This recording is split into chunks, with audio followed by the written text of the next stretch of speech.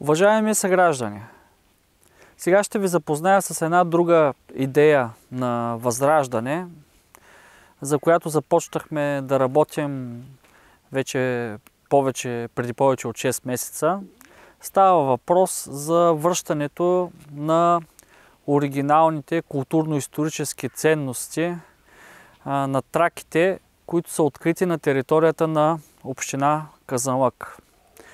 Идеята ни я даде един от служителите на историческият музей, който се обърна към Възраждане, като ни предостави следната информация, че в Казанлък никога досега като съвкупност, като едно цяло не са откритите на територията на общината културно-исторически ценности.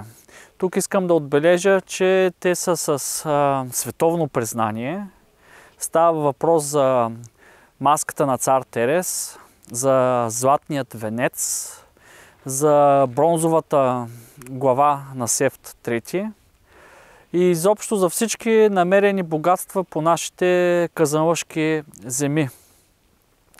Ние се обърнахме към министъра на културата чрез нашият народен представител Даниел Проданов и поискахме в Казанлък да има ежегодно изложение на цялата съвкупност от ценности, за да може това да доведе както до по-добро познаване на казанлъчани, на нашата история, така и да привлечем туристи, които биха искали да видят ценностите в оригинал. Разговаряхме и с директорът на историческия музей, проведахме и неофициален разговор с него. Той също прояви своят интерес към темата и каза, че би съдействал в тази посока, ако има помощи от общинската администрация.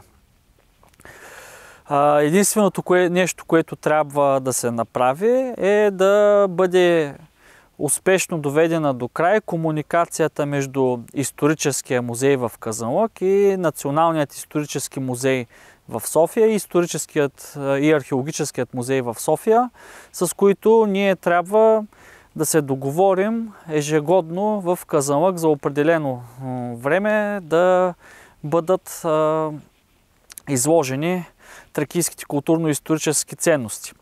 Защо е важно обаче община Казанлък да се управлява от Възраждане? Защото ние всички възрожденци имаме особен интерес към българската история и в нашият екип има хора, историци, които са заинтересовани нещата да стават качествено, за да се гордеем с българската история и да може да я показваме с гордо вдигната глава на целия свят. Сега тук в момента се намираме на язовир Копринка, където преди няколко години беше направен опит от казанлъшката администрация да бъде изготвен реплика на тракийски боен кораб, който трябваше да представлява плавателно превозно средство, изобретено и създадено на базата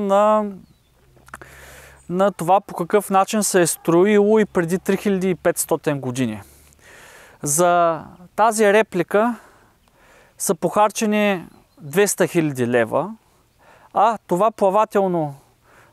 този плавателен съд дори не успя да тръгне по вода, защото се оказа, че започва да потъва, когато бива